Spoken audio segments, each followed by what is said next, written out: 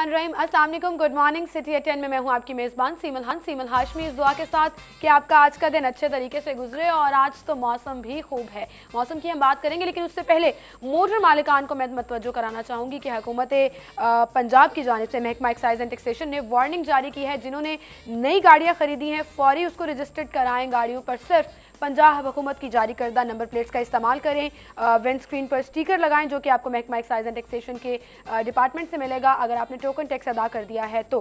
और अगर आप खिलाफ वर्जी करेंगे तो उसकी सूरत में चालान होगा, गाड़ी बंदिश भी होगी और भारी जुर्माना हो सकता है। तो वार्निंग दी गई है आपको, आप इस चीज़ का ख्याल रखें और हर मुमकिन कोशिश करें कि जितने इनके SOPs हैं उसको पूरा कर सकें। दूसरी जानिब मौसम की हम बात कर रहे थे और खुशखबरी आज ये है कि जी आज आंधी चलने का इम्कान है, बारिश का भी इम्कान है, तो मौसम खुशगवार रहेगा। लेकिन दूसरी जानिब महकमा एयरपोर्ट को भी वार्निंग जारी कर दी गई है। एयरपोर्ट इंतजामिया को कहा गया है कि तमाम तर जो सदेबाब है आंधी की सूरत में, बारिश की सूरत में, मौसम ख़राबी की सूरत में वो ज़रूर कर ले। दर्जा हरारत की अगर बात करें तो सुबह 6 बजे के करीब दर्जा हरारत 32 डिग्री सेंटीग्रेड किया गया।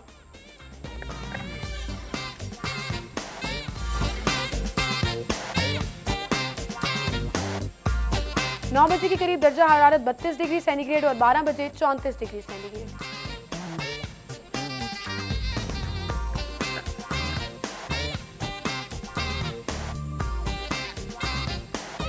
तीन बजे के करीब एक्सपेक्ट किया जा रहा है 36 डिग्री सेंटीग्रेड, 6 बजे 35 और 9 बजे 32 डिग्री सेंटीग्रेड।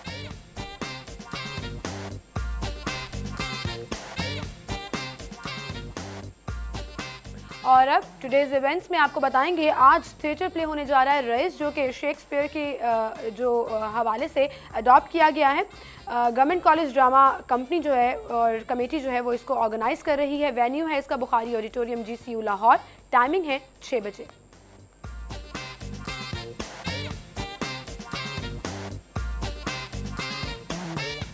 और अब लीड स्टोरी की तरफ चलते हैं और आपको बताते हैं डेली से 42 की आज की टॉप स्टोरीज क्या हैं। सबसे पहले लाहौरी खबरदार, आवारा कुत्तों ने 4 माह में 688 शहरियों को काट लिया।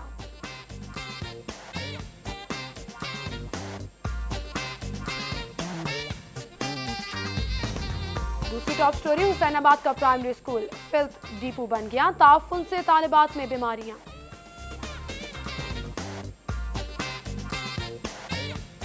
कमर्शियल प्लाजों को तजावुजात खत्म करने के लिए 2 रोज की मोहलत। और आखिरी टॉप स्टोरी, कर्ज माफ कराने वालों को एहतसाब के कटहरे में लाएंगे मियां मोहम्मद शहबाज शरीफ। ये थी हमारी टॉप स्टोरीज, इनको हम डिस्कस करेंगे। स्टूडियो में हमारे साथ मौजूद हैं सिटी 42 के सीनियर रिपोर्टर्स आमिर रजा खान और शाहिद सिप्रा। अस्सलाम वालेकुम, आप दोनों को खुशामदीद कहेंगे। इससे पहले कि हम लीड स्टोरी की तरफ चलें, मैं एक खबर ज़रूर डिस्कस करना चाहूँगी।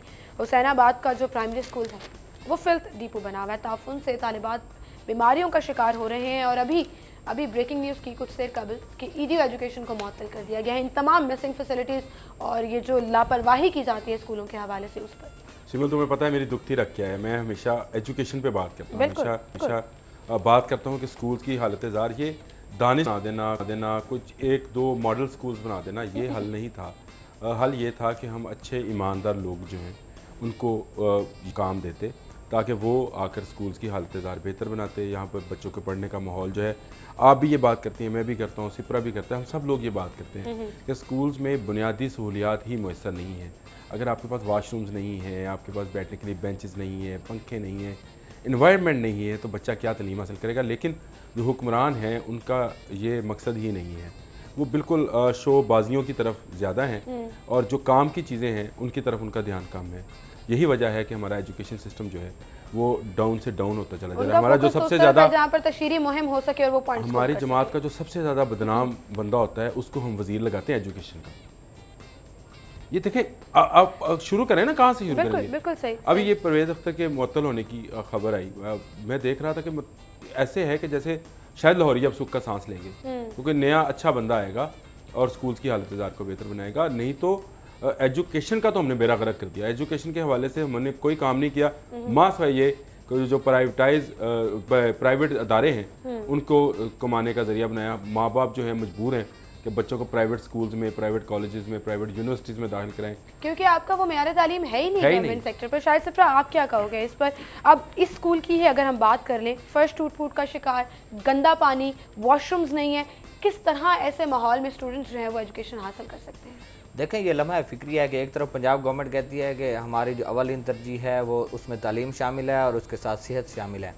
तालीम के हालात आप देख लें कि एक माह कबल वज़ीर आला पंजाब मियां शहबाज शरीफ ने जो गरबाट गांव में विज़िट किया था और उसकी हालत ज़ार देखी थी और वो सामने आई थी। और उसके बाद ये है कि रुकन कौमी असम्बली अफजल खोखर के इलाके में ये स्कूल वाक़ है, जहाँ पे हर चीज़ जो है वो टूटी फूटी हुई है, फर्नीचर वहाँ पे मौजूद नहीं है। सबसे ज़्यादा अहम बात क्या है कि वहाँ पे गंदगी के ढेर लगे हुए हैं। आप चलो फर्नीचर के लिए आपको फंड्स चाहिए, स्टेटमेंट जारी करते हैं कि हम प्राइवेट स्कूलों के बराबर का तालीमी मयार जो है वो फराहम कर देंगे। वो अखबारात में छप जाता है ना, अखबारात में छपता है। बड़ो पंजाब बंदा पूछे कित्थों, कहाँ से, कैसे, कौन से स्कूल्स हैं जहाँ पे जाके पंजाब फिर बात करें जवाबदेही की, ये सरकारी जितने भी अफसरान हैं ये जवाबदेह हैं आवाम के अगर ये काम नहीं कर रहे। ईडीओ एजुकेशन की अगर बात करें, बहुत दफ़ा उनसे बात करने की कोशिश की गई, इवन वो मेरे प्रोग्राम में भी आए हैं, इंफ्रास्ट्रक्चर पर तो वो बात ही नहीं करते हैं। और फिर जब पूछें कि आपने लास्ट टाइम दौरा कब किया था तो आगे से जवाब मिलता है कि मैं रजिस्टर में साइन करने नहीं जाता हूँ।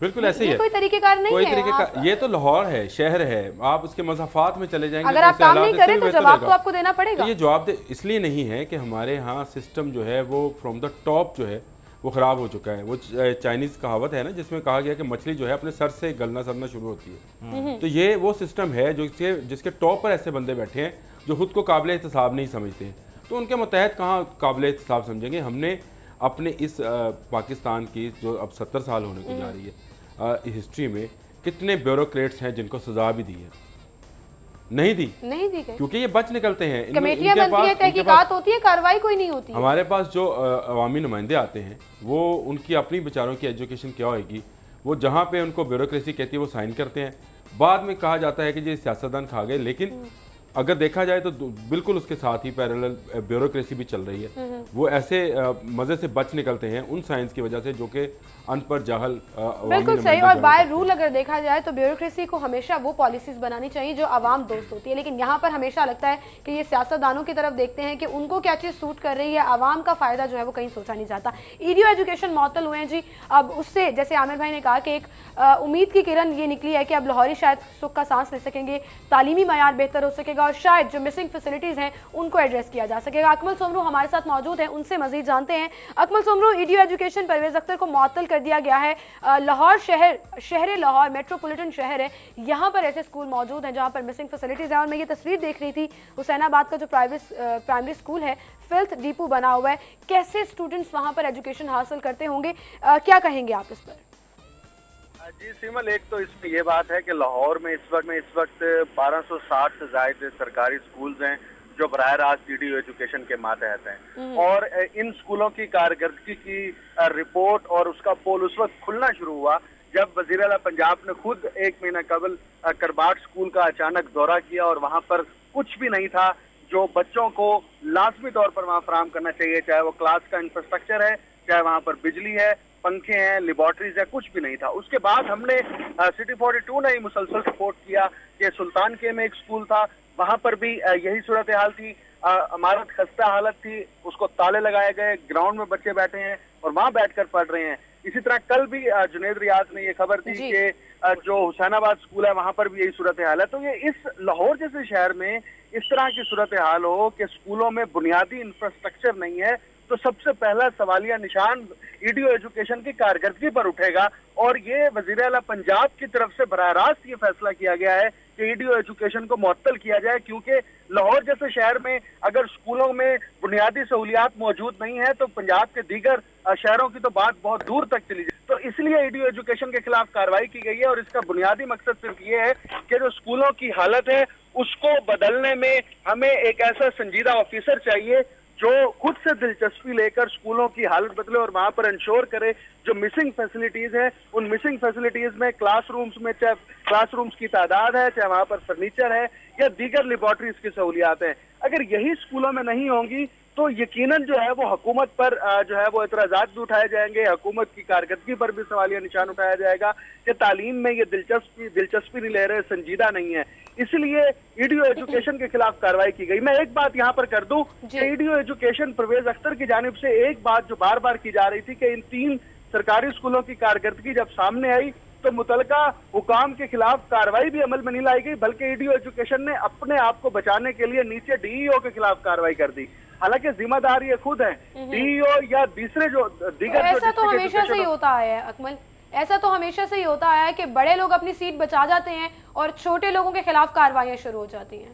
देखें, ये हमारे यहाँ कल्चर है। उसकी वजह यह है कि जब तक आप ये शो नहीं करेंगे कि हमने कार्रवाई की है, उस वक्त तक कोई आपको अप्रिशिएट नहीं करेगा। तो ईडीओ एजुकेशन जो है वो इसी फार्मूले पर अमल कर रहे थे कि किसी भी सरकारी स्कूल का कोई इशू है, खुद को बचाने के लिए, सेक्रेटरी स्कूल एजुकेशन से बचाने के लिए या सियासी हुकूमत से बचाने के लिए, वो नीचे डीईओ को कुर्बानी का बकरा बनाकर उसको मुअत्तल कर दिया, उसके खिलाफ इंक्वायरी इनिशिएट कर दी।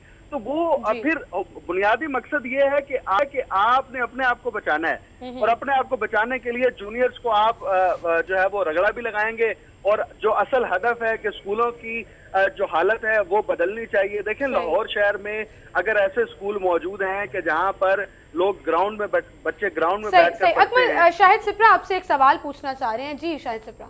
अकमल, मुझे ये बताओ कि आवाज आ रही है मेरी आपको?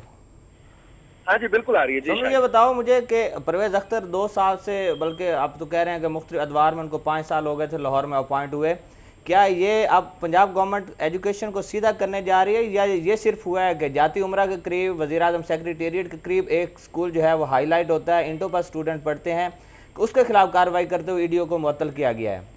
देखिए, बुनियादी तौर पर तो यही वजह बनी है कि जब बराह रास्त वज़ीर आज़म पाकिस्तान और मियाँ मोहम्मद शहबाज वाला पंजाब पर तनकीद शुरू हुई कि उनके घर के पास, उनके महल के पास जो है ऐसा स्कूल मौजूद है जहाँ पर बैठने के लिए क्लासरूम्स नहीं है, और उसमें उनके खिलाफ जब बेजा तनकीद की गई, हमने न्यूज़ नाइट भी किया, रिपोर्ट्स भी चलाई, तो उन्होंने भी किसी ना किसी के खिलाफ कार्रवाई करनी थी।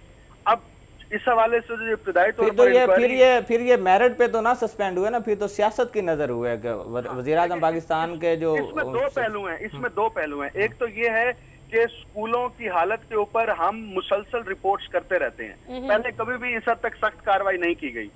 ये सख्त जो कार्रवाई की गई है ये अपने आप को सेफ साइड पे लेके जाने के लिए की है, जिसमें ज़ाहिर बात है मुस्लिम लीग नवाज की हुकूमत पर जब तनकीद होगी। बिल्कुल सही, और आपने बड़ा अच्छा पॉइंट रेस किया सिप्रा, बहुत शुक्रिया। अकमल सोमरू के रायवन के करीब जो सुल्तानके का इलाका है, वहाँ पर स्कूल में जब खराबी पाई गई और खस्ता हाल इमारत थी, उसके बाद ये कार्रवाई हुई। अदरवाइज तो ये बहुत दफा हाईलाइट हुआ है और मुख्तलिफ इलाकों में बहुत से बेतहाशा ऐसे बड़ी चीज है। सीएम जब गरबाट गांव में गए थे, खुद जब उन्होंने विजिट किया था, उस वक्त भी यही हालात थे। उस वक्त भी वहां पे फर्नीचर नहीं था, गंदगी थी। वो वीडियोस आप देखें, उसमें सीएम निशानदेही कर रहे हैं तलहा बरकी को, ये हालात देखें। 1 महीने तक तो सस्पेंड ना हुए। जब प्राइम मिनिस्टर की बात हुई और जो मौजूदा हालात, जो हमारा सियासी दर्जा हरारत चल रहा है, तो ऐसे में आगे आप परवेज अख्तर को आप मुअत्तल करने जा रहे हैं। तो इस पे आप देख लें कि पंजाब गवर्नमेंट क्या मेरिट पे जा रही है या सियासी बुनियादों पे उसको मुअत्तल किया गया? बिल्कुल सही। नाज़न, हम मजीद खबरें भी डिस्कस करेंगे, एक छोटी सी ब्रेक लेते हैं यहाँ पर, ब्रेक के बाद दोबारा हाजिर होंगे।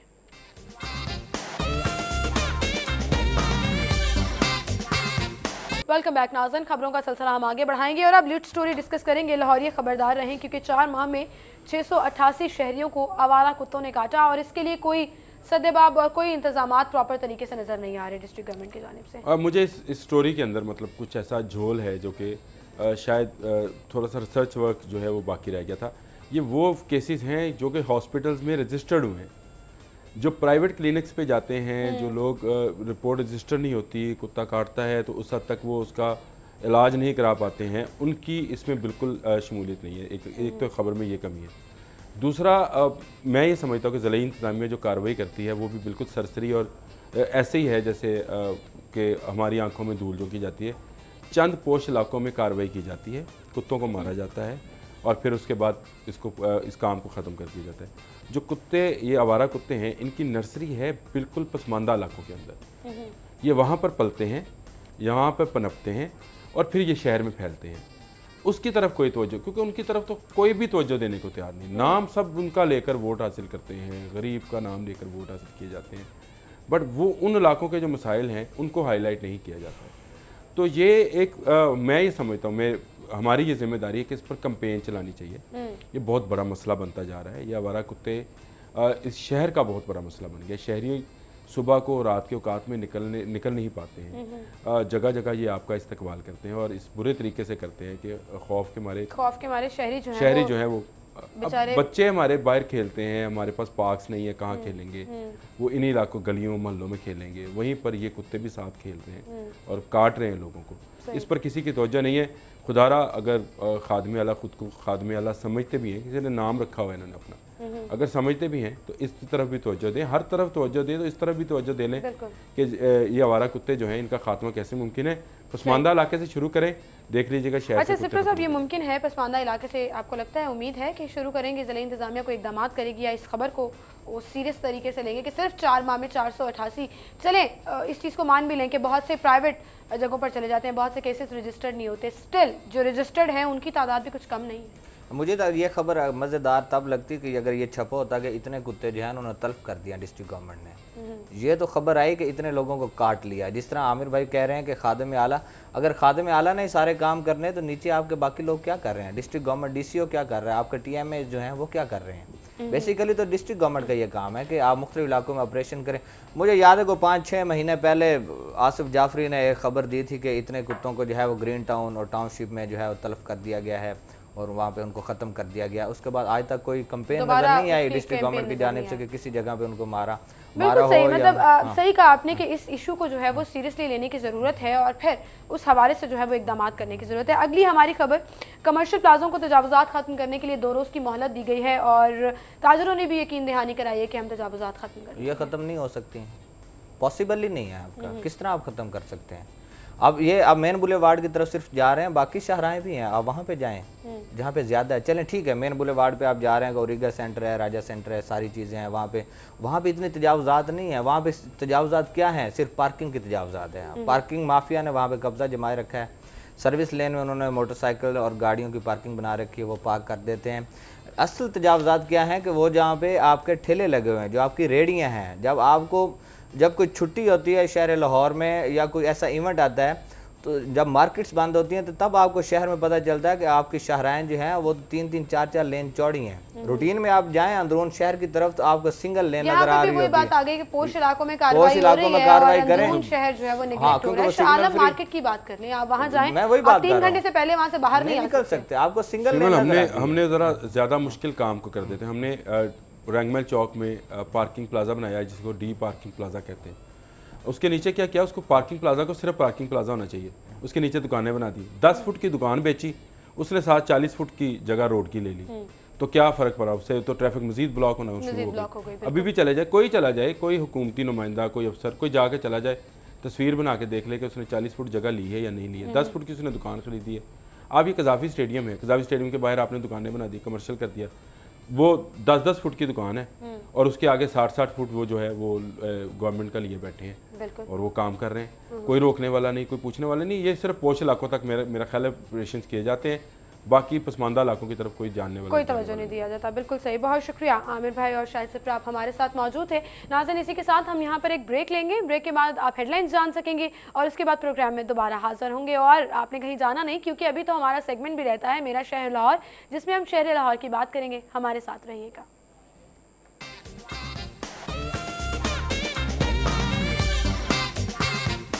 और अब हम चलेंगे अपने गेस्ट के जानिब। इस स्टूडियो में इस वक्त मेरे साथ 2 ऐसी कमसिन क्यूट सी लड़कियां मौजूद हैं जो कि जब मैदान में होती हैं और क्रिकेट खेलती हैं तो फिर वो क्यूट नहीं रहती, फिर वो पूरी अपनी मेहनत, अज़्म और अपने जोश और जज्बे के साथ जो है वो परफॉर्म करती हैं और फिर इंडिया जैसी टीम को हरा देती हैं। और फिर वहाँ जाकर जब परफॉर्म करते हैं और जिस तरह से उनको सपोर्ट किया जाता है, उस पर हम बात करेंगे। हमारे साथ इस वक्त स्टूडियो में मौजूद हैं पाकिस्तानी क्रिकेटर सदरा अमीन और अनम अमीन, उनसे हम बात करेंगे। अस्सलाम वालेकुम आप दोनों को और खुश आमदीद कहेंगे हम। बहुत शुक्रिया। क्या मसरूफियात चल रही हैं? सदरा आपसे आगाज़ करेंगे। आजकल कैंपिंग हो रही है, प्रैक्टिस चल रही है, क्या मसरूफियात? नहीं, अभी तो वर्ल्ड कप से आए थे तो थोड़े दिन रेस्ट के बाद ही हमारा फिर नेशनल चैम्पियनशिप स्टार्ट हो गई थी, तो अभी इस्लामाबाद में थे तो वहाँ भी हमारा कोई अराउंड अबाउट 1 मंथ का था टूर्नामेंट। अब उसके बाद हम फारिग होके आए हैं तो अभी थोड़ी से मतलब थोड़ा सा हमारे रिलैक्स कर रहे हैं और कल से प्रैक्टिस स्टार्ट करेंगे। अनम, आपका एक्सपीरियंस कैसा रहा वर्ल्ड कप का, टूर्नामेंट्स का? बहुत अच्छा था और मेरा ये दूसरा वर्ल्ड कप था जिसमें मैं गई थी, तो दोनों वर्ल्ड कप में मेरी परफॉर्मेंस बहुत अच्छी रही है। अल्लाह का शुक्र है। और इस बार तो मैं दो मैचों में प्लेयर ऑफ द मैच भी बनी। अच्छा, that's amazing. Player of the match जब टाइटल अनाउंस किया जाता है कैसा फील होता है? बहुत अच्छा फील हुआ था। इस बार तो जब इंडिया के साथ मैच हुआ था तो बारिश हो गई थी, तो बारिश के बाद जब उन्होंने एकदम से अनाउंस किया कि कप्तान और रनम आ जाए जब अनाउंस हो जाएगा मैच का, तो मैं तो बहुत ज़्यादा एकदम से शॉक्ड हो गई थी कि मेरा नाम, लेकिन अल्लाह का शुक्र है कि वो जब मुझे मिला है मैं तो बहुत ज़्यादा प्राउड फील कर रही थी कि इंडिया के अगेंस्ट मुझे प्लेयर ऑफ द मैच मिला। हाँ, बिल्कुल सही। अच्छा सिद्रा, क्या व्हाट वाज दैट मोमेंट जब एकदम से बारिश हो गई और फिर वो रूल अप्लाई किया गया और स्कोर्स जो हैं वो आपके हक में आ गए, क्या वो फीलिंग थी? आपको पता लग गया था कि अगर मैच स्टार्ट दोबारा ना हुआ तो हम जीत जाएंगे? हाँ जी बिल्कुल। पहले मैच तो काफ़ी ग्रिप में थे हम लोग, लेकिन मतलब अचानक से सडनली 2-3 हमारे मतलब मेन प्लेयर्स आउट हो गए, तो मैच एकदम से ना जाता हमें दिख रहा था। लेकिन वही था कि उम्मीद थी कि जो आप विकेट पे खड़े हैं इंशाल्लाह ताला वो मैच पूरा करें। लेकिन वही है कि बारिश पता नहीं, अल्लाह ताला हमारे लिए करिश्मा थी कि वो 2 रन से हम उसकी वजह से तो हम जीत गए। बिल्कुल सही। और यहाँ पर फिर उसकी बड़ी बात की गई क्योंकि इंडिया जैसी टीम को हराना, और आपको पता है और इंडिया के साथ जब भी मैच होता है it's sort of a war. हाँ जी, बिल्कुल। जब पता है मैच स्टार्ट होने से पहले भी हमें बताया गया कि पता नहीं 10,000 टिकट्स बिक चुकी हैं लड़कियों के मैच की भी, और इतना क्राउड था इंडिया का, और इंडिया को इतना सपोर्ट कर रहा था कि सोच आपकी एक छोटे से मतलब पवेलियन में बैठ के आपके लिए दुआएं कर रहे थे और हम यहाँ से आपको दुआएं तो अल्लाह ताला ने हमें। अच्छा अनम, जैसे सिद्रा बता रही थी कि मैच शुरू होने से पहले ही आप लोगों को ये बताया गया कि 10,000 टिकट्स फरोख्त हो गई हैं और बहुत ज़्यादा चीयर अप किया जा रहा था अपनी टीम के लिए, क्या फीलिंग थी? प्रेशर फील हो रहा था उस वक्त?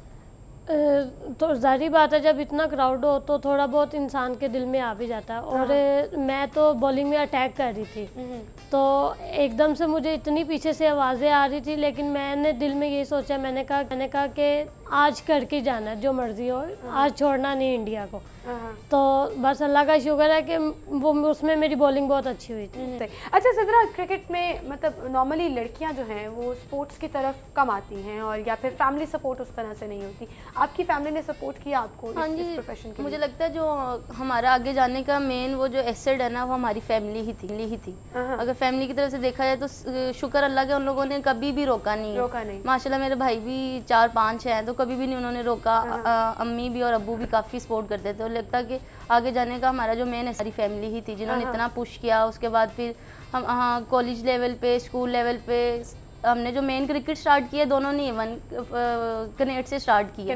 कनेट का बहुत हाथ है फिर हम लोगों को आगे ले जाने में। उसके बाद फिर अच्छे से अच्छे कोचेस मिले हमें नेशनल लेवल पे, इंटरनेशनल लेवल पे। अनम अमीन, सिद्रा अमीन, आप लोग आपस में बहनें तो नहीं हो? मतलब अक्सर लोग इस चीज़ को भी कंफ्यूज करते हैं शायद। नहीं मतलब बहनें नहीं हो, दोस्तें हो सर? दोस्तें हो, हर कोई ये पूछते हैं ना तो फिर हम कहते हैं हाँ हम बहनें। अच्छा अनम, आपने किस तरह स्टार्ट किया, मतलब कब से खेल रहे हो? मैं जब मैंने कॉलेज में एडमिशन लिया था तो पहले मैं इस्लामिया कॉलेज में एडमिशन लिया था, तो उनकी तरफ से मैं कोई टूर्नामेंट खेलने आई थी तो कनेड में आई थी। तो फिर मुझे सर इरफान ने बोला कि तुम कनेड में आ जाओ, तो फिर मैं कनेड में आई।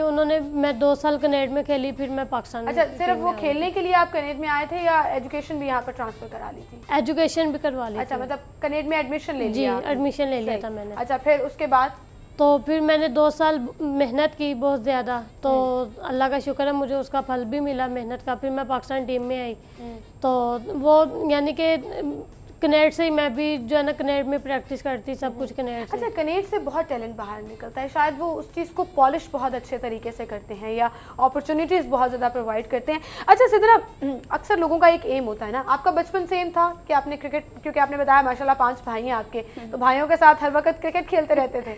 हाँ ऐसे था, मेरे भाई भी काफ़ी थे, वो कहीं चले जाते थे, मैं भी छुप के उनके पीछे चली जाती थी खेलने, लेकिन ना काफ़ी सपोर्ट करते थे। लेकिन अगर क्रिकेट देखा जाए तो मेरा मतलब इतना नहीं था कि मैं नहीं था, आपको पता नहीं था बड़े लेवल पे मैं जाऊंगी। टेनिस मुझे बहुत पसंद था और शुरू में मैं टेनिस काफ़ी खेलती थी, लेकिन ऐसे स्कूल में भी मिस ने कहा कि टीम बनाओ ना। आपको पता है एक मतलब कॉलेज में स्कूल में प्लेयर हो तो सबकी नज़र उसी पे, उसको हर गेम में मतलब डाल दिया जाता है। तो ऐसे मेरी टीचर आई कि चलो आप तुमने ना टीम बनानी है।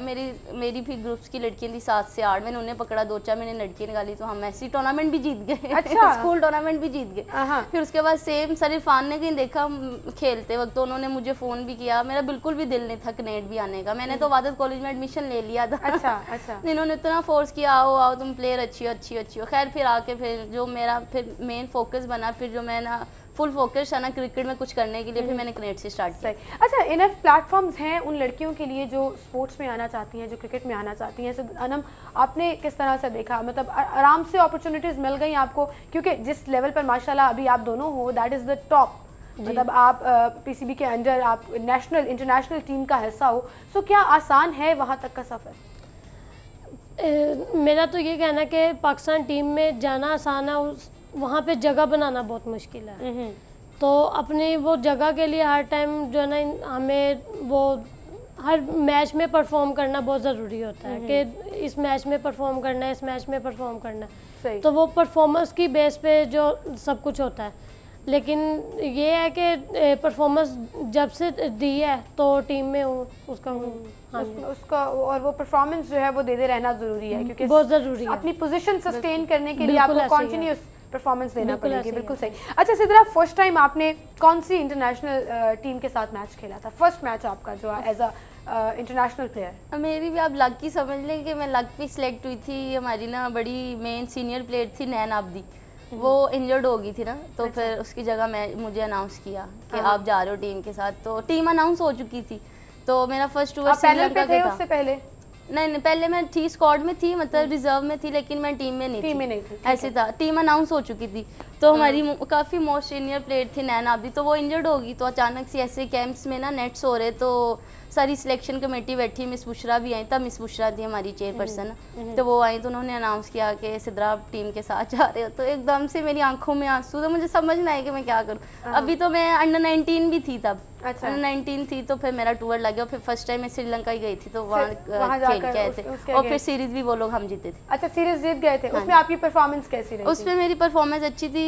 मैं उसमें फील्डिंग में मेरी डिक्लेयर हुई थी, मैंने बड़े अच्छी वहाँ फील्डिंग की थी, उसकी वजह से फिर बैटिंग में कुछ खास मेरा कंट्रीब्यूशन नहीं था, लेकिन फील्डिंग में मेरा काफ़ी कंट्रीब्यूशन। बिल्कुल सही। अच्छा अनम, आपका फर्स्ट एक्सपीरियंस कैसा था? किस तरह से आपकी सिलेक्शन हुई, और फिर उस वक्त फीलिंग्स क्या थी, और इंटरनेशनल कौन सी टीम के अगेंस्ट खेला, ये आपसे भी जानेंगे। और कुछ मजीद वाक़यात आपस में जो ग्रीन रूम के वाक़यात होते हैं, और फिर जो इंस्पिरेशन आप लेते हैं, क्योंकि ऑब्वियसली जब आप टीम की बात करते हैं, जब आप खेलने की बात करते हैं, तो कुछ ना कुछ इंस्पिरेशन आपको ज़रूर मिलती रहती है अपने सीनियर से। उस पर भी हम बात करेंगे। नाज़रीन, एक छोटी सी ब्रेक लेते हैं यहाँ पर, ब्रेक के बाद दोबारा हाजिर होंगे। हम गुफ्तगू का सिलसिला आगे बढ़ाएंगे, और ना मैं आपकी तरफ आ रही थी कि किस तरह से आपकी सिलेक्शन हुई, और पहला इंटरनेशनल मैच जो है वो किस टीम के अगेंस्ट खेला था? मैंने पहला जब मैच इंटरनेशनल खेला था तो बांग्लादेश के खिलाफ खेला था। अच्छा। ये हुआ था कि वर्ल्ड कप था, साथ बांग्लादेश की सीरीज़ भी थी, और पाकिस्तान की टीम अनाउंस हो गई थी, तो कैम्प में मेरा नाम था, तो मैं कैम्प में गई, तो उसमें मैंने 17 आउट किए थे। अच्छा। कैम्प में। तो उधर से फिर आईसीसी ने कह दिया कि 14 नहीं 15 लड़कियां आएंगी वर्ल्ड कप में। फिर 15वीं मेरा नाम था, तो फिर मेरी ऐसे सिलेक्शन हुई थी। अच्छा, आपका पहला इंटरनेशनल मैच जो है वो वर्ल्ड कप में था? जी, मतलब पहली दफा आप वर्ल्ड कप में खेले? इंटरनेशनल बांग्लादेश के साथ हमारी सीरीज थी। अच्छा। उसके बाद वर्ल्ड कप था बांग्लादेश में ही। अच्छा। हाँ जी, ठीक। सो उसके बाद जो आपकी सिलेक्शन हुई और आप वर्ल्ड कप में, तो डर लग रहा था कि मतलब वर्ल्ड कप खेलना है और परफॉर्मेंस? नहीं, ऐसा कुछ भी नहीं था। मुझे तो यही फील होता था जैसे मैं पाकिस्तान में क्रिकेट खेल रही हूँ। मैंने कभी ये चीज़ फील ही नहीं की कि प्रेशर क्या चीज़ होती है। अच्छा। मुझे जो है ना प्रेशर में काम करना मुझे ज़्यादा अच्छा लगता है। ऐसा लगता है आपको पुश किया जा रहा है कि परफॉर्मेंस निकालो, आउट करो, और ये नहीं, मेरी कप्तान है, वो उन्होंने मुझे कभी भी ज़्यादा नहीं कहा कि मुझे तुमसे आउट चाहिए। वो मुझे हमेशा यही कहती है कि तुमने कंटेन करने जाना। तो मुझे उसी में ज़्यादा खुशी होती है कि अगर मैं 4 ओवरों में 6 स्कोर दूं या 7 स्कोर दूं, मुझे विकेट ना भी मिले, लेकिन मुझे उस चीज़ का ज़्यादा होता है कि 6-7 अगर आप रोक लें तो वो भी बड़ी बात होती है। अच्छा सिद्रा, नॉर्मली बचपन में जब हम क्रिकेट खेला करते हैं आपस में ऐसे ही, तो वो होता है ना कि बैट पकड़ना है, बस बारी मेरी आ जाए, बॉलिंग तुम कराते रहो। तो आपका भी ये शौक था कि मतलब मुझे बैट दे दो और बॉलिंग कोई मुझे कराए? हाँ बिल्कुल ऐसे ही था। बारी लेने का बचपन से बहुत शौक था। जब मेरी बारी आती थी मैं तो अक्सर भाग जाती होती कि पहले बारी कराने से भाग जाते थे तो फिर खेलूंगी। तो ऐसे था अनम आप किस तरह बॉलर बने? हम तो बारियों के लिए लड़ा करते थे। मैं बचपन से ही मैं क्रिकेट खेलती थी, मैं बाहर अपने गली में मोहल्ले में, तो उधर भी मैं ज़्यादातर बॉलिंग का ही था। तो लेफ्ट आर्म अच्छे जो भी आपके फ्रेंड्स होंगे और वो खेलते होंगे वो तो बड़ा खुश होते होंगे कि इसको बॉलिंग का शौक है, हम जो है ना वो अपनी बारियां लिए। हाँ जी ऐसे ही है। तो अभी मेरा कज़न मुझे वो कहते कि तुमने अब मेरे साथ खेलना है तो देना, मैं तुम्हें हरा दूंगा। तो मैंने कहा चलो जब तुम मुझे हराओगे तब देखेंगे जाएगी। हाँ जी बिल्कुल सही। अच्छा अगर हम टूर्स की बात करें और टूर्नामेंट्स की बात करें तो अभी फ्यूचर में कोई टूर्नामेंट कोई टूर आ रहा है आपका, किस तरह से आपको बताया जाता है और नए सिरे से सिलेक्शन होती है हर टूर के लिए? हाँ जी बिल्कुल, नए सिरे से सिलेक्शन होती है, आपको बताया भी जाता है। जैसे अब हमारा फिटनेस भी साथ साथ है, फिटनेस टेस्ट भी, और उसके अलावा हमारा अब इंग्लैंड का टूर भी है। तो जाहिर है यही अब हमारे पास एक मंथ है तो सब प्रैक्टिस वगैरह पे लगे हैं। इंग्लैंड इतनी बड़ी टीम है, उसको जाके फेस करना है तो उसके लिए प्रैक्टिस भी भरपूर करनी पड़ेगी, तो तभी जो है वो परफॉर्मेंस खुलकर सामने आएगी। अच्छा अनम जब आप खेलते हो आपस में तो एक दूसरे के खिलाफ होते हो, मतलब इस तरह होता है कि आपस में लड़ाइयाँ भी हो रही हैं? लड़कियाँ तो सुना है बड़ा लड़ती हैं आपस में, ऐसा होता है? नहीं ऐसा कुछ नहीं होता, लेकिन एक गुस्सा होता है कि जैसे बॉलर को और बैट्समैन आपस में जब वो बॉल करनी होती है और ये जब ज़्यादातर मेरे सामने होती है तो इसको तो अक्सर मेरे बॉल बहुत अच्छे खुद ब खुद ही पड़ जाते हैं, मुझे खुद नहीं समझ आती। तो लेकिन ये है कि कभी हम लोगों ने ये नहीं किया कि हम लोग दोस्त हैं तो आपस में इसको ऐसे नहीं करना ऐसे नहीं करना, लेकिन ये है कि जो प्रैक्टिस होती है, जो मैच होता है, मैच को मैच समझ के खेलते हैं। कभी नहीं ये किया कि दोस्त मैच से बाहर, मैच को मैच समझ के। अच्छा फिर भरपूर तरीके से वार किया जाता होगा और आगे से कभी छक्का भी लगता होगा, कभी चौका भी, कभी आउट भी हो जाती है। इसको मैं अक्सर आउट कर जाती हूं। इसको मेरे से पढ़ती भी है तो वो तो चलता रहता है, मतलब वो चीज़ तो चलती रहती है। अच्छा अगर हम बात करें विमेन क्रिकेट की और हमारी टीम की, सो किस तरह इसको हम प्रमोट कर सकते हैं, किस तरह से? जैसे अगर हम मेल साइड पे कंपैरिजन कोई नहीं है बिकॉज दोनों अलग अलग टीम्स हैं, दोनों की अलग अलग चीज़ें हैं जिसको ख्याल रखना पड़ता है, लेकिन अगर हम उनकी बात करें तो वो इम्पॉर्टेंस जो है वो उस सेक्टर में ज़्यादा है, यहाँ पर थोड़ी कम है। ये चीज़ फील होती है आप लोगों को? बिल्कुल ये चीज़ मतलब फील होती है। जैसे बड़े शहर हैं, जैसे कराची हो गया, लाहौर हो गया, यहाँ तो लड़कियों को फैसिलिटीज़ हैं, क्रिकेट वो खेलने चल जाती हैं। अगर आप छोटे छोटे शहरों में चले जाओ तो वहाँ क्रिकेट खेलना काफ़ी मुश्किल चीज़ है। अब जैसे अगर लड़कों की बात करिए, लड़के तो हैं वो घर से चीज़ें पकड़ी वो खेलने चले गए, लेकिन लड़कियों की रिस्पॉन्सिबिलिटीज़ काफ़ी ज़्यादा है। बिल्कुल, और हर तरह से फैमिली कुछ लड़कियों की सपोर्ट भी करती हैं, कुछ लड़कियों को नहीं सपोर्ट करती, तो तभी ज़्यादा से ज़्यादा स्कूल क्रिकेट हमारी होनी चाहिए। और उसके अलावा फिर कॉलेज लेवल, फिर यूनिवर्सिटी लेवल्स पे आगे प्लेयर खुद ही निकलते हैं। लेकिन ये है कि वुमेंस क्रिकेट के लिए ज़्यादा से ज़्यादा हमें स्पॉन्सर मतलब करने चाहिए। मीडिया अब बहुत ज़्यादा सपोर्ट कर रहा है, उनका बहुत ज़्यादा थैंक्स करते हैं। और उसके अलावा पीसीबी अब लड़कियों को काफ़ी ज़्यादा से मतलब जैसे कहते हैं ना कि सेंट्रल कॉन्ट्रैक्ट लड़कियों को दे रहे हैं, तो लड़कियां काफ़ी ज़्यादा क्रिकेट में भी आ रही हैं और फैमिली भी अब इवन डबल सपोर्ट कर रही है। यही बात है ना कि अब जैसे लाहौर कॉलेज में क्रिकेट हो रही है, यहाँ कनेक्ट कर रहा है, कराची में जका भी है, उधर से फिर जो वहाँ के सीनियर प्लेयर्स हैं वो भी सुना है कि नेट्स वगैरह अपने अरेंज करके वहाँ भी क्रिकेट अच्छी खासी करा रही। तो यही है, जैसे फैसलाबाद हो गया, गुजरांवाला हो गया, और तरह की सिटीज़ है, वहाँ भी क्लब्स क्रिकेट होनी चाहिए और ज़्यादा से ज़्यादा। बिल्कुल सही, मतलब स्कूल लेवल से अगर आप इस चीज़ को प्रमोट करना हम भी स्कूल लेवल से निकले हैं, बेहतर हो सकती हैं। अच्छा अनम, आपका नाम वर्ल्ड 11 में भी है, तो वर्ल्ड 11 क्या है और किस तरह उसमें आपका नाम आया? उसमें ये होता है कि वर्ल्ड कप में जो खिलाड़ी अच्छे खेलते हैं उनका वर्ल्ड 11 में नाम आता है। तो अब मैं वहाँ पे इंडिया में 2 मैचों में प्लेयर ऑफ द मैच रही हूँ, तो उस लिहाज से फिर मेरा उसमें वर्ल्ड 11 में मेरा नाम आया। अच्छा, तो फिर इसमें घर वालों का रिएक्शन कैसा था? घर वाले तो मेरे बहुत ज़्यादा खुश थे और मेरे अब्बू तो बहुत ही ज़्यादा। मेरे अब्बू ने तो अब वहाँ मेरे अब्बू बाहर होते हैं, तो वो उन्होंने वहाँ पे मिठाइयाँ बांटी हैं कि ऐसे मेरी बेटी का नाम आया। अच्छा जी। अच्छा, कभी सिद्रा ऐसा हुआ है कि घर वाले कह रहे हो कि बहुत क्रिकेट खेलिए, थोड़ा काम भी करके दिखाओ? ऐसा होता है? ऐसा बिल्कुल होता है। कभी कभी मेरे अब्बू मूड हो तो बस ठीक है, कभी कभी फिर मुझे ताने भी देते हैं, सारी ज़िंदगी क्रिकेट नहीं खेलनी, अब आप काम भी कर लें थोड़ा बहुत। जी है ना, आप कैसे रिएक्ट करते हो जब घर वाले कहते हैं कि थोड़ा काम करके दिखाओ, अब सारी ज़िंदगी क्रिकेट नहीं खेलनी? अम्मी का होता है कि चलो काम करो या ये वो, तो अब्बू कहते हैं खबरदार तुमने मेरी बेटी से काम करवाया तो वो भी खेलती है, उसको बस खेलने दो। तो अब्बू मुझे ज़्यादातर काम नहीं करने देते। अच्छा, मतलब सिद्रा जब आप घर में इस तरह, मतलब फिर क्या काम करके दिखाते हो? अगर काम अब्बा जी आपके मूड में आए हो तो फिर क्या काम करके दिखाते यार हैं? वैसे कोई काम नहीं कुछ करते। पकाना आता है? करने पका पकू लेते हैं ज्यादा बार, अगर पका लेते हैं।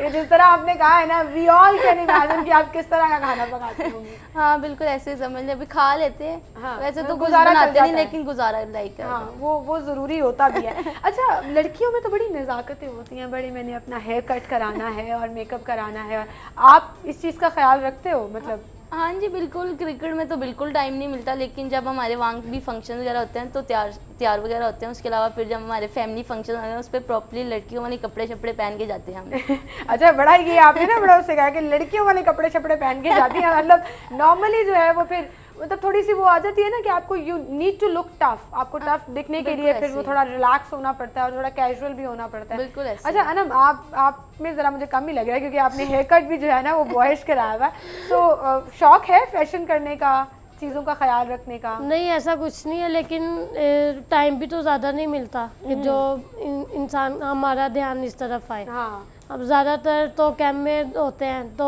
वो फिर उस हिसाब से किट वगैरह पहननी होती अच्छा है। वैसे लेकिन धूप में स्किन खराब हो रही है, इस तरह की चीज़ों का ख्याल रखते हो? सन ब्लॉक वगैरह इस्तेमाल करते हो? सन ब्लॉक यूज़ करते हैं, ताकि गर्मी में तो ख़ास तौर पे ज़्यादा करते हैं क्योंकि धूप भी ज़्यादा होती है, तो उसके लिए वो होता है। बाकी वो चीज़ ज़रूरी होती है, हाँ जी। अदरवाइज इतनी परवाह की जाती है मतलब कि बार बार मुंह धोना है, फेस वॉश से मुंह धोना है? नहीं, ज़्यादा टाइम तो ग्राउंड में गुजर जाता है, जब फिर लंच ब्रेक होती है या थोड़ा रेस्ट टाइम मिलता है तो उस पर मुंह वगैरह धो लेते हैं। वो तो मोस्टली ग्राउंड में ही रहते हैं। ग्राउंड में रहते हैं और ग्राउंड में रह के फिर हम जब परफॉर्मेंस अच्छी करते हैं तो फिर वही फिर हमारी जो रिकग्नाइजेशन होती है उसमें फिर हमें इन सब चीज़ों के लिए ज़रूरत नहीं पड़ती।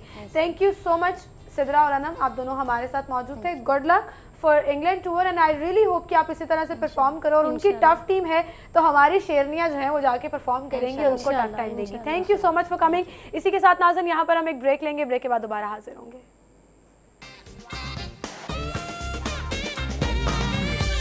वेलकम बैक नाज़रीन, और अब हम अपना सेगमेंट शामिल करेंगे मेरा शहर लाहौर।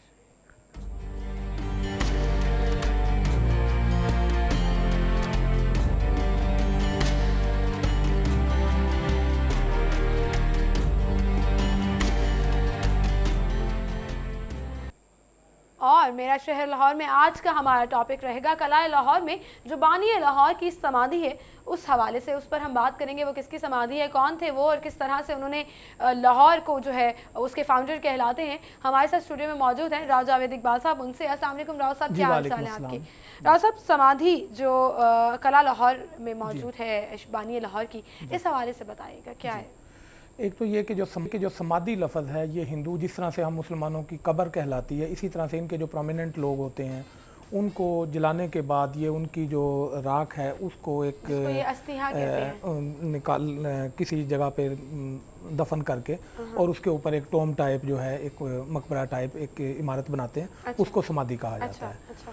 तो जो किला लाहौर के बानी हैं उनका जो हमें मौरखीन और जो तमाम मुहक्किक इस बात पे मुत्तफिक हैं वो ये कि ये राजा रामचंद्र जी थे। हिंदू जो हैं इन्हें एक उतार का दर्जा देते हैं। तो इनके दो बेटे थे, एक राजा लो और एक कसूर। तो लाहौर और कसूर दो जो शहर हैं ये इन दो भाइयों के नाम पे आबाद जो हैं वो समझे जाते हैं। अच्छा। तो जो राजा लो हैं उनकी जो समाधि है, जो उनकी आखिरी आरामगाह जिसको हम कहेंगे, वो किला लाहौर में जिस जगह पे हम इंटर होते हैं आलमगीरी दरवाज़े से। असल में ये दरवाज़ा जिस वक्त किला बना तो पहले जो था वो किला गारा मिट्टी से और कच्चा तामीर था। बाद में जो है वो इसको अकबर ने पक्की ईंटों से ये सारा किला और शहर दोबारा तामीर करवाया था। तो उस वक्त जो अकबर के नाम पे ही अकबरी दरवाज़ा था जो बादशाही मस्जिद के सामने है। अच्छा। बादशाही मस्जिद आलमगीर के दौर में अब उसको अब वो बंद है। और वो जो दरवाज़ा है आलमगीर के दौर में जिस वक्त बादशाही मस्जिद बनी तो बादशाही मस्जिद की वजह से जो इसका मेन एंट्रेंस थी बादशाही मस्जिद की वो ज़्यादा खूबसूरत थी और जो किले का जो ये एंट्रेंस था ये उतनी खूबसूरत नहीं थी जगह। अच्छा। तो आलमगीर ने इस दरवाजे को दोबारा तामीर करवाया, इस वजह से ये आलमगीरी दरवाज़ा कहलाया। तो आलमगीरी दरवाजे में हम इन होते हैं तो लेफ़्ट साइड पे एक राहदारी है, उसकी कॉर्नर पे जो है एक कमरा जो कि बिल्कुल पहले तो बंद था। जिस वक्त कोई 10 साल पहले अडवाणी आए थे यहाँ तो उस वक्त जो है उसको वो खुलवा दिया गया था और उस कमरे के अंदर जो है वो समाधि है और वो अब ओपन है जगह। अच्छा जी अच्छा। ये बनवाई किसने और क्या ये शुरू से ही यहाँ पर थी? हाँ, इसके जो शवाहद मिलते हैं वो ये कि ये कदीम जिस वक्त ये किला बना, अब उसमें भी कुछ रवायात जो हैं वो मुख्तलिफ हैं। एक तो ये कि लाहौर जो है वो सन ईस्वी से बहुत पहले का आबाद शहर है, और लेकिन ये कि राजा लोह जो थे उनके नाम से ही मंसूब है। अब हमें दूसरी सदी ईस्वी में जो मुल्तान है जिसका कदीम नाम मुलस्तहान मिलता है हमें, वहाँ राजा लोह नामी एक राजा की हुकूमत का पता चलता है, और ये भी पता चलता है कि जब उसकी हुकूमत मुल्तान से ख़त्म हुई तो वो लाहौर आके तो इसी जगह पे उन्होंने अपना पड़ाव डाला और इस शहर का जो है वो बुनियाद रखी। अच्छा। लेकिन अब ये भी कहा जाता है कि वो जो लोह थे वो बहुत पहले के दौर के थे, और ये लोह सानी, जिस तरह से हमें मुख्तलिफ बादशाहों के, जिस तरह हम देखें कि बहादुर शाह अव्वल जो थे ये औरंगज़ेब आलमगीर के बेटे थे, और फिर बहादुर शाह ज़फ़र आए। इसी तरह से अकबर जो थे जलालुद्दीन अकबर, और बाद में औरंगज़ेब आलमगीर के एक बेटे का नाम अकबर दोम था। तो इस तरह ये भी एक हमें रवायत मिलती है कि नाम का जो रिपीट होना जो है वो भी तारीख में हमें मिलता है कि हो सकता है कि ये लोग सानी हों, लेकिन इनकी जो समाधि है वो इस जगह पर मौजूद थी जिस वक्त सिख दौर में इस जगह को दोबारा से जो है वो तामीर किया गया, और ये समाधि जो अब मौजूदा जो हमें इमारत इसकी नज़र आ रही है वो सिख दौर की तामीर है। अच्छा, हम जब भी कला जाएं देखने जाएं वहाँ पर तो इस तरह प्रोमिनेंट तो नहीं होती है, नज़र तो नहीं आती? हाँ, ये क्योंकि ओपन नहीं है, एक कमरे में जो है वो है, लेकिन दरवाज़ा उसका जो है वो खुला रहता है, आम बंदों को नहीं पता, वो करीब से गुजर जाते हैं। अब तो जो कुछ 5-6 साल से ये आलमगीरी दरवाज़ा ही बंद किया हुआ है, तो इस वजह से लोग इस तरफ नहीं जाते, और हाँ, जो पोस्टर्न गेट है किले का उसके ज़रिए जो है वो इंट्रेंस हो रही है। बिल्कुल सही। अच्छा, इस समाधि की रवायात में ये आता है या किसी किताबों से भी इसका कोई हवाला मिलता है? हाँ, इसका अंग्रेज़ दौर में 1923 में इस पे कुछ काम किया गया था कि ये मालूम हो सके कि ये किस दौर की है और क्या ये वाकई इतनी पुरानी है जितनी इसको कहा जा रहा है। तो उस वजह से 1923 में इस जगह की खुदाई की गई थी, तो यहाँ से जो कुछ ऐसी कुछ इंसानी हड्डियाँ और कुछ सिक्के मिले थे जो बहुत कदीम दौर से ताल्लुक़ रखते थे, तो उससे ये मालूम हुआ कि ये पहली मतलब सन ईस्वी के करीब जो है वो ये मतलब ये चीज़ें जो हैं ये उस दौर की हैं। बिल्कुल सही। तो उसके बाद पाकिस्तान बनने के बाद 1958 में फिर उस जगह पर खुदाई की गई, तो नीचे से कुछ कच्ची ईंटों की दीवार जो कि 50 फीट लंबी थी वो भी बरामद हुई, और इस तरह से कुछ आसार मज़ीद वहाँ से निकले। अच्छा। ये तो उस बात से क्लियर होता है कि ये एक कदीम तरीन जो है इस मतलब जगह है, और इस जगह के नीचे से मिलने वाली जो चीज़ें हैं वो भी उस दौर से ताल्लुक़ रखती हैं। अब तो वो चीज़ें वहीं पर रहने दी गई,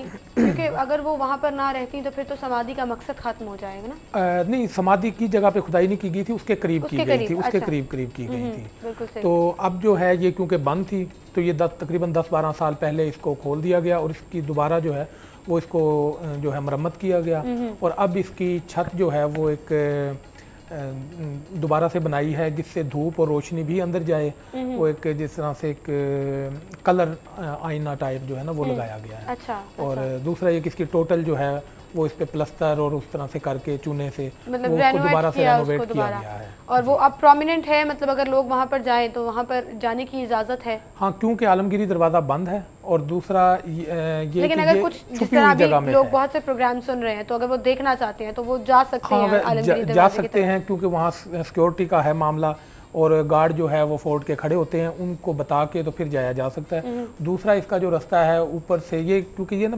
एक गहराई में चली जाती है, तो ऊपर से अगर हम देखें तो जो शाही बावर्ची खाना है जो उसके बाद फिर अंग्रेज दौर में इसको जेल बना दिया गया था, तो उस साइड से भी ऊपर से जाया जा सकता है। अच्छा। लेकिन वो जगह भी आम पब्लिक के लिए बंद है। वहाँ पर तो पूरा वो उन्होंने जंगले लगाकर काम हो रहा है वहाँ, लेकिन आम लोग। अच्छा, ये कहा जा रहा है कि करीब जो है वो इसको भी खोल दिया जाएगा ताकि लोग वहाँ पर जाकर विजिट कर सकें और चीज़ों को देख सकें। अच्छा, ये चूँकि एक हिंदू थे और उनकी समाधि वहाँ पर है, तो क्या हिंदुओं की कोई एफिलिएशन है इनके साथ? हिंदू विजिट करने आते हैं यहाँ पर? हाँ, जब हम ये बताते हैं उन्हें कि ये पहली सदी और दूसरी सदी ईस्वी के दौर की है, तो उस वक्त इस चीज़ पे हिंदुओं को जो है वो इतराज़ होता है। उनके मुताबिक जो है वो जो राजा रामचंद्र और उनके जो बेटे लव और कसू का जो वाक़या आता है वो सन ईस्वी से बहुत पहले का है। अच्छा। तो उस चीज़ से इस चीज़ का जो है वो क्लैश होता है। वो क्या कहते हैं, हिंदू क्या कहते हैं? वो कहते हैं कि हज़ारों साल पहले जो है ना इनका ज़हूर हुआ था। अच्छा। राजा रामचंद्र का और उनके बेटों का। लेकिन हमें जो तारीख में जो वाक़यात मिलते हैं उनमें दूसरी सदी ईस्वी में राजा लोह की हुकूमत जो थी वो लाहौर पे थी। अच्छा। अब वही बात जो पहले हुई कि वो लोह सानी थे कि वो असल वाले थे। ठीक है। तो वो एक कॉन्फ्लिक्ट है, हिंदू कहते हैं ये असल वाले थे जी। और तारीख में ये मिलता है कि शायद वो जो दूसरी सदी ईस्वी में जो लो थे, अब ये नहीं पता चलता कि वो लो सानी ना हो, उसी नस्ल से या उसी उनकी औलाद से दूसरे। लेकिन मुकद्दस मानते हैं वो इस जगह को? जी मानते हैं। वो खुद जब यात्रा के लिए आते हैं तो फोर्ट में आके और इस जगह को देख के जाते हैं। और मौजूदा जो इसकी तामीर है वो सारी उस दौर की नहीं है, वो सिख दौर में ये जो मौजूदा अब हमें वो समाधि नजर आती है वो उस दौर में की गई। बिल्कुल सही, बहुत शुक्रिया राव साहब, आप हमारे साथ मौजूद थे। और इसी के साथ नाज़रीन हमारा खत्म हो गया, आपसे इजाज़त लेंगे। इंशाल्लाह कल सेम टाइम पर फिर से मुलाकात होगी।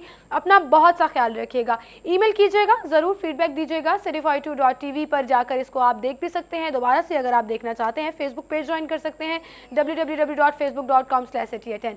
इंशाल्लाह मुलाकात होगी कल सेम टाइम पर। इजाज़त दीजिए, अल्लाह हाफ़िज़।